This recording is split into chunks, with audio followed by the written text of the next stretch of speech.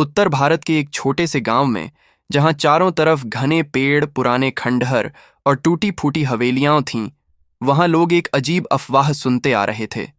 गांव वाले कहते थे, रात को अगर किसी ने उस काली चिड़िया की आवाज सुनी तो वह जिंदा वापस नहीं लौटता।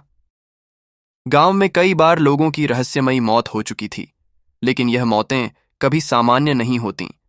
लाशें मिलतीं तो उन पर चोंच जैसे गहरे घाव होते, जैसे किसी बड़े शिकारी पक्षी ने हमला किया हो। पुलिस आती, जांच करती, मगर नतीजा हमेशा शून्य निकलता। हवेली और उसका रहस्य। गांव के बीचों बीच एक पुरानी हवेली थी जो दशकों से वीरान पड़ी थी। कहते हैं कि वहां कभी ठाकुर रणवीर सिंह रहते थे।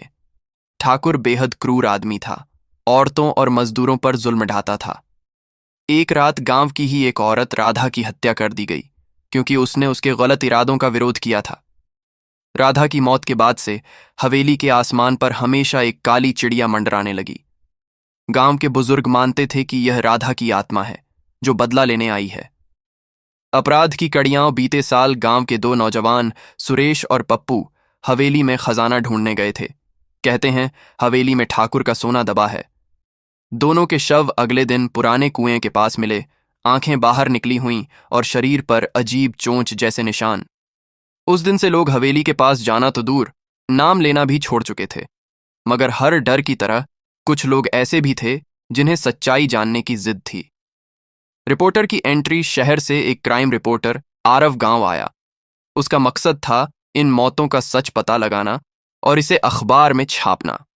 गांव वालों ने उसे लाख समझाया, बाबूजी, उस हवेली में मत जाइए, काली चिड़िया आपको जिंदा नहीं छोड़ेगी। लेकिन आरव नहीं माना। रात को कैमरा और टॉर्च लेकर हवेली में घुस गया। हवेली के भीतर हवेली सुनसान थी। जाले, टूटी खिड़कियां और बीचों बीच बड़ा सा आंगन। अचानक उसे ऊपर से पंखों की सरसराहट सुनाई दी। उसने कैमरा उठाया और लाइट डाली। वहां एक बड़ी चमकदार आंखों वाली काली चिड़िया बैठी थी। उसकी आंखें लाल थीं और चोंच खून से सनी हुई लग रही थी। आरव डर तो गया, मगर उसने हिम्मत नहीं हारी। वह आगे बढ़ा और तहखाने का दरवाजा खोला। अंदर जमीन पर अजीब निशान बने हुए थे, जैसे किसी ने खून से तांत्रिक चिन्ह बनाए हों।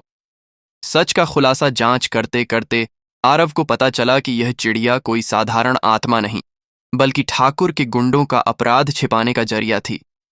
असल में ठाकुर का वंशज अब भी हवेली में रहता था। उसने चिड़िया को प्रशिक्षित कर रखा था, एक दुर्लभ शिकारी पक्षी जो लोगों पर हमला करता और उन्हें मार डालता। मगर सवाल था, लोगों की आंखें क्यों निकाली जाती थीं? दरअसल हवेली के तहखाने में गुप्त तांत्रिक अनुष्ठान होता था। मरने वालों की आंखें निकालकर काले जादू की पूजा की जाती थी, ताकि सोने का खजाना सुरक्षित रहे। आरव पर हमला। जब आरव यह सच उजागर करने वाला था, तभी काली चिड़िया उस पर टूट पड़ी। उसके पंजे और चोंच बेहद धारदार थे। आरव ने मुश्किल से कैमरा गिराया और दरवाजे की ओर भागा, लेकिन तभी हवेली का मालिक सामने आया, ठाकुर का पोता विक्रम सिंह। उसकी आंखों में पागलपन था। वह बोला, तुमने बहुत देख लिया, अब तुम भी राधा और बाकी शिकारों की तरह मरोगे।